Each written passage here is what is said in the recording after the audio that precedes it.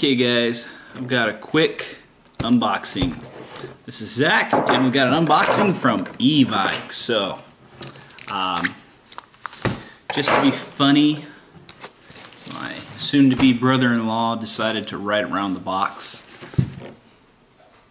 to make me think that it was, you know, being returned or something. Oh no, stop that, stop that. But he was just joking, which I thought was pretty funny. We always do things pretty funny against each other.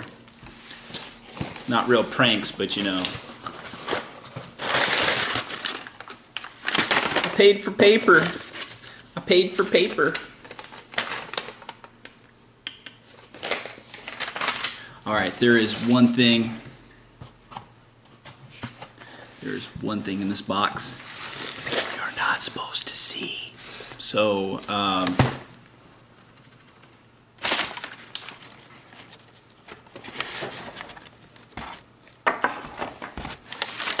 there you go. It'll be a mystery for later. What is this? I can't even tell from here. I'm going to guess this is a tracer device from Mad Bull. Don't make that bull mad. It's gonna run you over. Alright, let's check this thing out.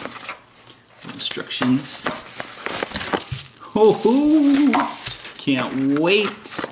Can't wait to go shoot this outside in the dark. The tracer unit. Wow.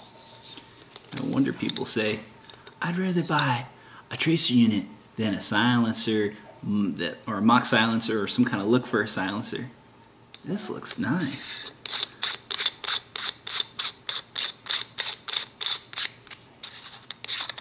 So there's how you get access.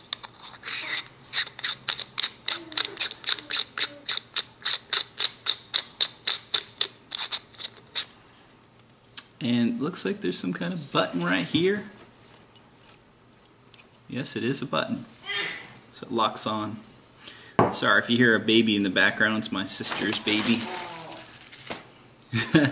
She's probably trying to go poop right now because she makes a pouty face and starts making noise.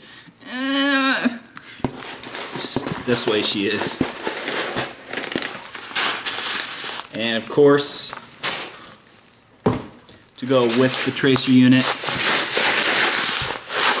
Matrix glow-in-the-dark BBs, and these look really good.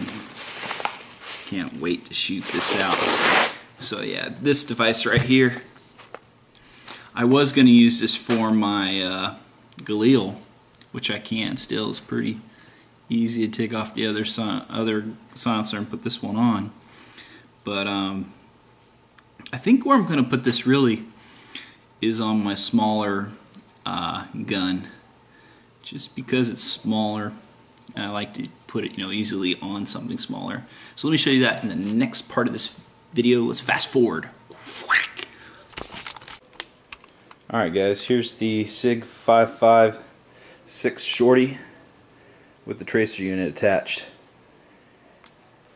And as you can see, attaches very well. I like how this unscrews, and this unscrews from the barrel or the flash hider area, flash hider threads. So you can screw the top of this. You don't necessarily, actually you necessarily have to, I think. And screw the top of that there. And as you can see, you really don't have anything there. So what you want to do is unscrew this part next. So you actually don't have to unscrew the top, because you just unscrew this and you can just pull off the top there. And there is 3 of the small AAA battery ports. 1, 2, and 3. There's the lighting mechanism right there. I don't know why, but there's a piece of tape right here that holds it together. It goes along to the other side. I'm not sure if you can see the tape right there.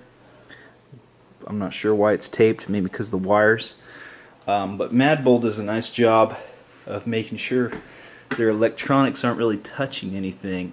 They do a really good job here. I'm not sure if you can see that very well, but There's the USB port right there, and I would say that Mad Bull does a very good job.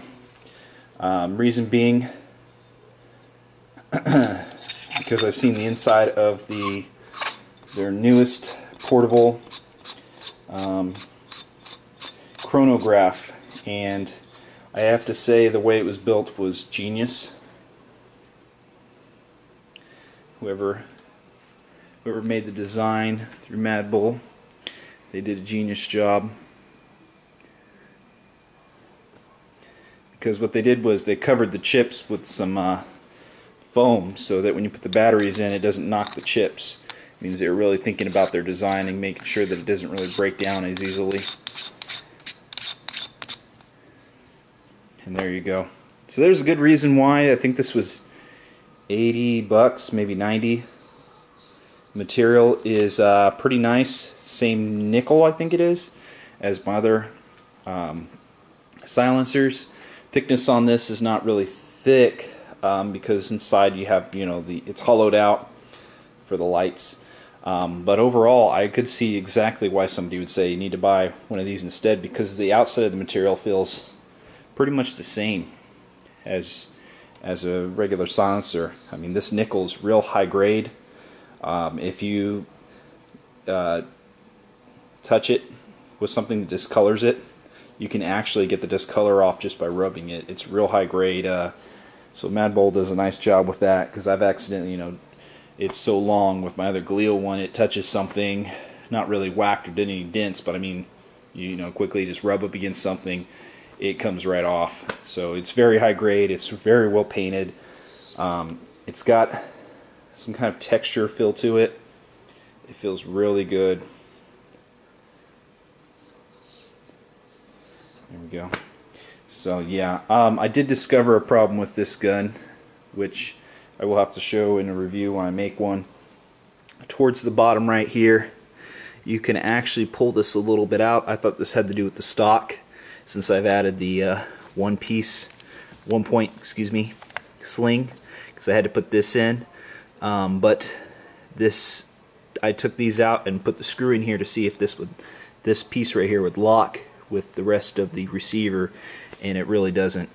The problem with it is, it's pretty simple to see. If I zoom in, you can see inside to the gearbox, but actually if you push down on it, just right in this area, if you just push down on that, you can actually open up a little bit further. I've tried tightening and holding it there, but it's really not wobbly or anything. The gun is very solid. But that's one thing, is this doesn't really attach firmly, this piece. I don't know why it doesn't. Maybe when I take it apart there I'll figure out. But everything else is on there really firmly. Crisp trigger selector switch. Trigger feels really good. I really like this unit. When you look at the bottom here, this is probably a problem that could happen in the future. You can see the screw right there is, like I said, it's just way too close. I noticed how I said before, these need to be more like here if possible. Too close to the end right here. You can see there, this motor plate could have to be replaced at some point. I'm not real sure. But other than that, this thing is built pretty damn hard. It's a very good gun, I would say. Very loud to shoot, and I can't wait to try out that tracer unit on there. When it's not so hot, I'm going to go outside at my grandpa's and shoot the heck out of that thing. Let's go check out the BBs. They're actually not lighted up anymore, but they were pretty lit from the light. Let's see if I'll do it again.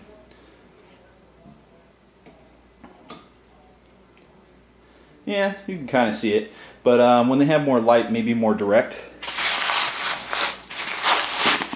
If I put them up, closer to the light.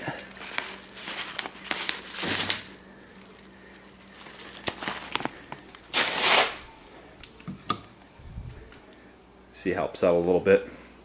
But I think with the tracer unit, it should light them up pretty well when I shoot them. This will be so cool. .2s. Yeah, I can't wait. That's it, guys. I'll catch you later. Hit you with the fist.